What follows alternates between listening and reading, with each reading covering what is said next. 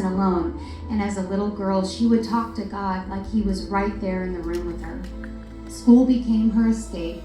Her parents sent her to a Christian school, and it changed everything. For the first time, she saw girls who had something she didn't: joy, peace, and security. And she remembered thinking, I really want what they have. She wanted more and more of Jesus, but her life just didn't match her longing. Behind the scenes, Courtney was fighting battles that no one could see, and eating disorder became her desperate search for control. Looking for love in all the wrong places, trying to fill a void that never stayed full. And with every choice, her shame grew heavier.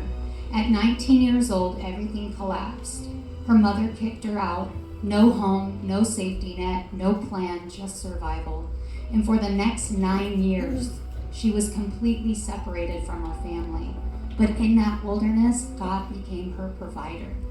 Friends opened their homes for free. She worked 3 jobs. Someone gave her a car, and somehow she graduated college debt-free. Not because life was easy, but because God was so faithful. She was in a Christian relationship, and on paper it made sense. He proposed and she said yes, but deep down she knew something was off. Still, she went through with the wedding, and within a year it was over. She was divorced, and that shame she buried deep down began to grow. She moved to Chicago looking for a fresh start. When Courtney found a church, she tried very hard to get involved. She was quickly told that because of her divorce, she wouldn't be able to serve in that church. But then on Easter Sunday, she walked through the doors at City Church.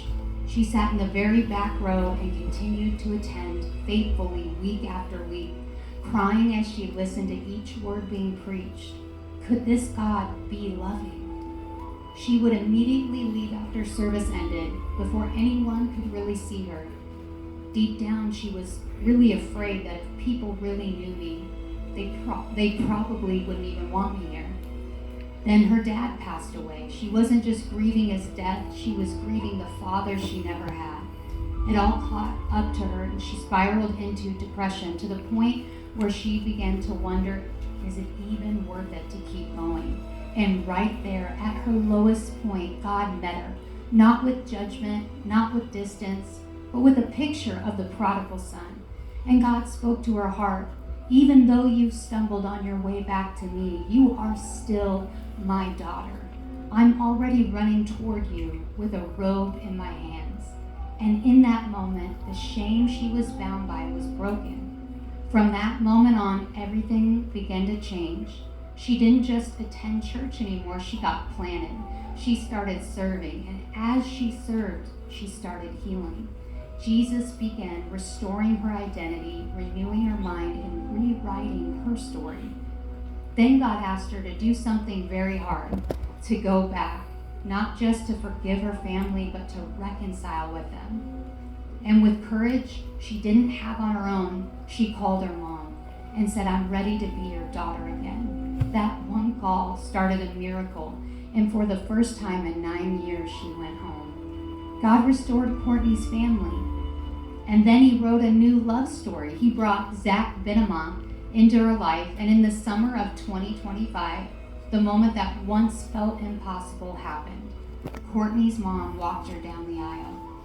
What was broken was now restored. What was lost was now redeemed, and what felt over was now rewritten. Today, Courtney knows this. The blood of Jesus is enough. And no matter what you've done, no matter what's been done to you, Jesus can redeem it all.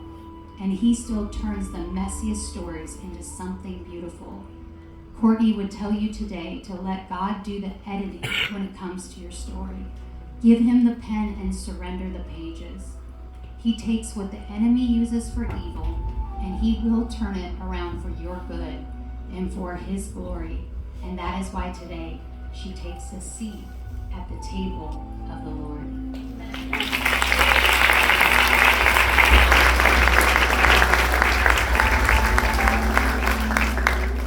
Philip.